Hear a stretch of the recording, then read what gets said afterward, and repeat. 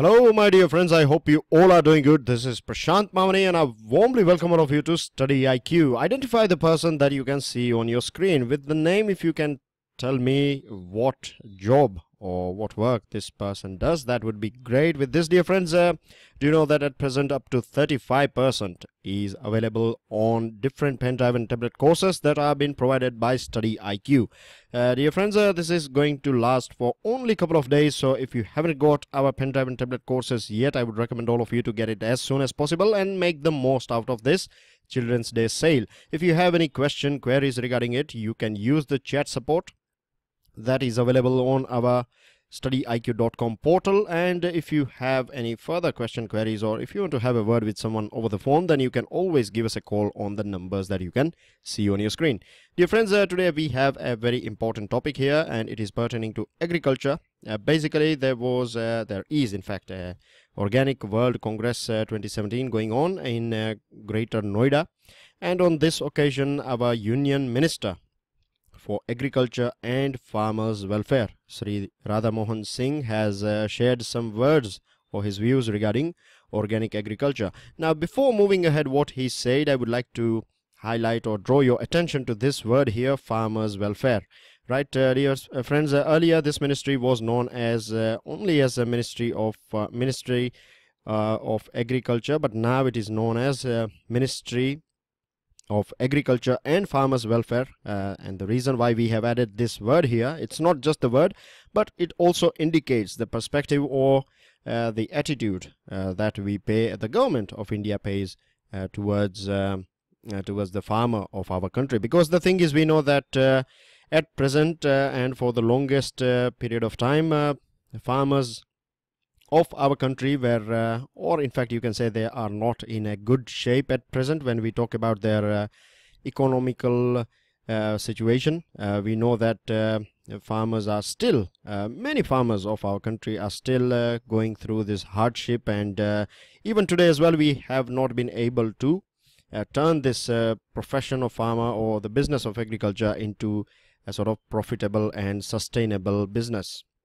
But hopefully with the schemes that are going on, the support that is being provided by the government, and the awareness that we can see in general public as well as in the farmers, hopefully things will be all right in near future. Of course, when I say near future, it is going to take a couple of years, because in our country you know that nearly 60% of our population is associated with the profession of farming.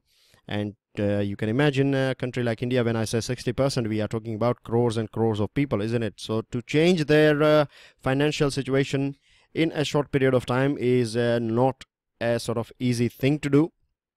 Anyways, so this is one of the reasons why we have added this word, and this is the change that we can see. Now, coming back to this Organic World Congress, from the name itself, you can understand that it is about promoting organic agricultural practices, isn't it?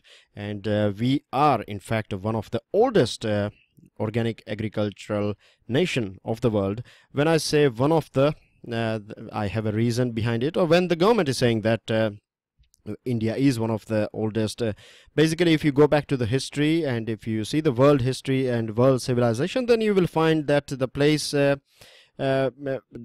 today we know as Iraq and some parts of Syria and Iran, and this portion was known as Mesopotamia, right? And over there as well we see something similar, right? Organic agricultural practices, or you can say traditional method of agriculture was followed over there. We can say that roughly we are contemporary when we talk about our Indus Valley civilization and this Mesopotamia. Things are very similar, but of course because the region is different, the geography is different, so we see some sort of uniqueness as well in both these cultures. So yes, we can say that we are one of the oldest organic agricultural nation, and still in many pockets of our country we can still witness this method of traditional or organic farming going on. This World Congress 2017 Organic World Congress is being organized by International Federation of Organic Farming Movements, IFOAM, and there is another institution, it is known as OAF5. Now, what is the full form of this OAFI? This is the first question for you guys, and you can imagine that see nearly 1,400 representatives from 110 countries are going to take part in this Organic World Congress, or they have in fact taken part.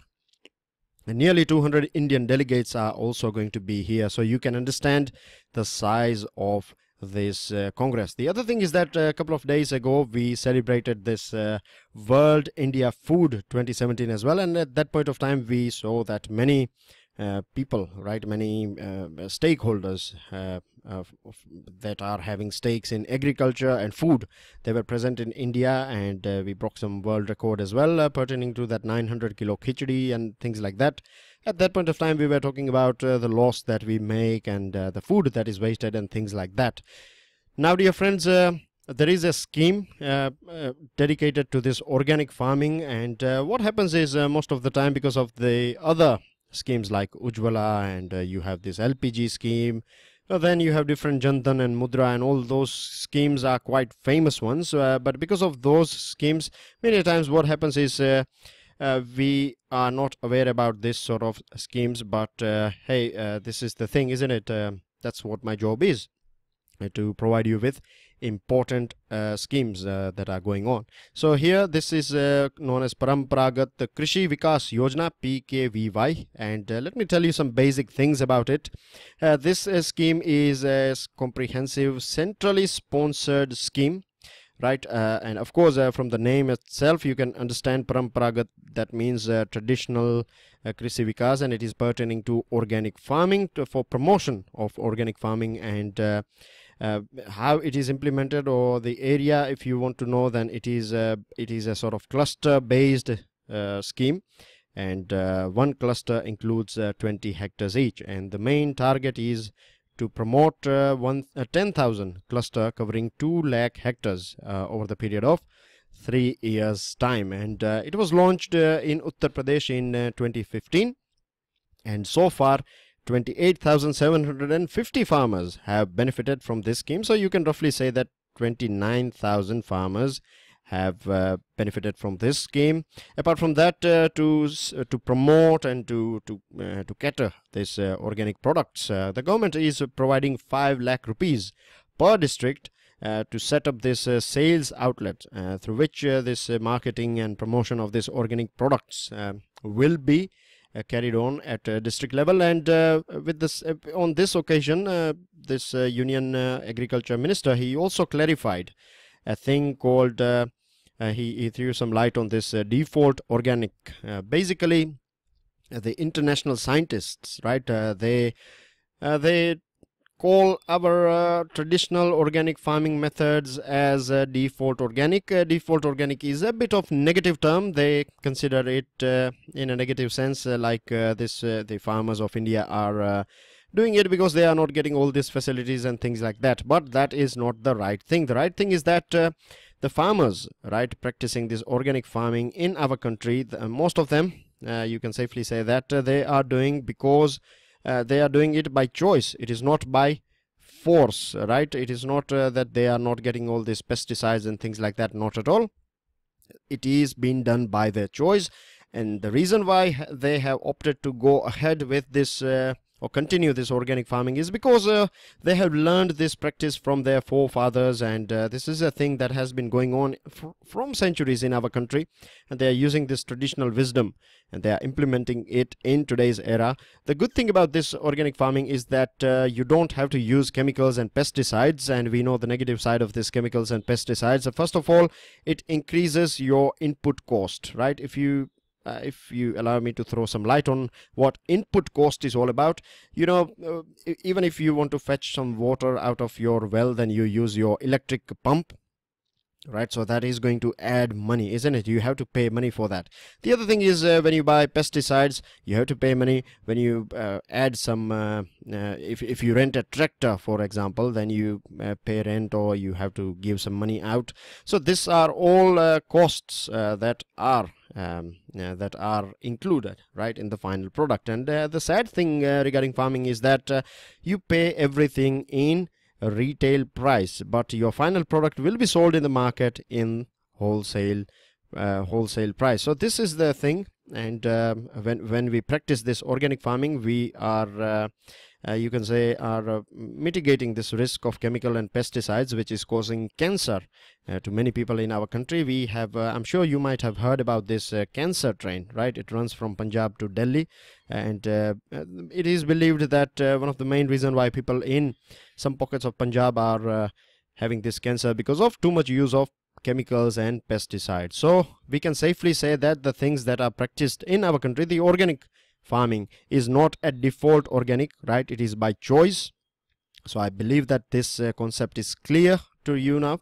With this, dear friends, the second item is coming from Vice President, and Vice President was speaking on this occasion of International Mentoring Summit. We know that Royal Highness Prince Charles of England, he is here in India, and the theme of this International Monitoring Summit is monitoring young grampreneurs for inclusive growth. Now you can, I'm sure many of you might have got the idea of grampreneurs, right? When I say grampreneurs, it is a word, entrepreneur, right? From entrepreneur you add gram in front of it, so it becomes grampreneur, and it is all about, from the name itself we can understand, it is about promoting business skills and business environment in a rural area. What happens in our country, or what is happening in fact, is that we don't have that much facilities or opportunities in a rural area, and because of this thing youth have to migrate to urban area, isn't it? Urbanization and migration of rural people to urban area is a big problem for the whole country, because the villages are getting you can say the population of village is declining and the cities are expanding. This is creating many hurdles for not only the civic management, but also in terms of other rights, you can say, like housing problems are there. Then the living standard is too expensive. Then you have some emotional issues as well when you have to change your state. You can imagine that if you, just for livelihood, if you have to travel too far and you have to leave your family and your friends behind, then it is a bit of pain, isn't it? It is a pain through which everyone goes through. So all these things can be eliminated if we create enough economic opportunities or livelihood opportunities in the rural area. And England, I told you earlier as well that England is providing a huge amount of charity. Right, it is providing a huge amount of charity in our country, and this charity is been provided to different NGOs, and it is invested, you can say, in different sectors. And with this gramprenneurship, what will happen is that the money will be provided by these charities, and we will provide not only money but the support as well will be provided, right? And we have seen this history is a witness of this thing, that rural youth, may it be man or woman, we have seen many, there are many examples of rural youth excelling in all you can say in all spheres of life, or in different sectors, right? We have lots and lots of examples, and there is always a you have a drive to change things. You want to change the situation that is going on around you, and this is a good motivation as well. The other thing is that there is always I've seen, not always, but you find this type of stereotype as well going on, that many people believe or think that the rural people are uneducated and they don't know how to do things and etc. But these are all stereotypes, right? They are not factual things at all, because as I told you, we have seen many people succeeding. They are coming from very remote area of our country. I believe many of you would be living in the rural area, but in next couple of weeks, not couple of weeks, but in hopefully next year, you may see yourself in your name in the merit list of IAS or SSC or other competitive examination, isn't it? So we have many good examples of this thing, and with this I would like to also add that the major constraints, right, that we find in rural area, and if we look after these things, then we would be able to change this scenario, and we can easily promote this gramprenneurship, right? The first one is access to credit. We know that banks are still not having that much penetration in rural parts, but the postal bank that is going to that means it has already started, no doubt, but still the rural areas as well will be covered under this thing, and then this rural people would have easy access to credit, because if you get credit from organized sector, then the rates are reasonable as well, the paying conditions are not tough and things like that. So access to credit. The second one is advantages of technology. Of course, mobile phones and these things are making positive change, but that's not enough for factory. You need other things as well, packaging, and you need good roads, then you need electricity and other technological machines and things like that. So we have to manage these things for our rural people, and marketing support. Once the products or services are produced, then you have to provide marketing support as well. So if we, these are three big things, right, three big pillars you can say. If we look after these things, then we would, there is nothing that can hold us back. With this, dear friends, another one is coming from Home Ministry. Now we have talked about disaster, and of course when it comes to disaster, it is about creating awareness and mitigating as much risk that is associated with disaster. So this is some basic common thing, but here the only thing that I find interesting is that or thing that is important for you, and you find this sort of things in your MCQs, right? They directly ask you, Government of India recently had a partnership, or Government of India has become partner with which company. So it is when it comes to disaster management. So remember, the answer is Facebook, right? They will give you option like Twitter and Instagram or other things to confuse you. So keep it in mind that it is Facebook, and with the help of Facebook we are going to create awareness just in case if there is any sort of disaster. And the last item today is based on you can say principle of economy. It may look like it is associated with agriculture, but it's more about economy, right? It's not economics I'm talking about, it's economy. That means the practical side of economics. What has happened is basically government has raised up, or you can say increased the duty, import duty on wheat to 20%. And why government does this sort of things? Because it is about demand and supply. See, wheat is a rabi crop. It is ready now and it would be in the market in many parts. It has already started coming out. So if at the same time, if you are getting tons and tons of cheap priced wheat from foreign country, then of course that cheaper lot will be absorbed by the market. The consumer will of course buy those wheats which are cheaper, isn't it, compared to the domestic ones. So in this way, to protect the interest of farmers, this sort of hurdles are created. So even if this wheat will land after implication of this 20% duty, it would be expensive than the Indian wheat. So in this way, farmers interest is protected, right? So you have another example of peas here.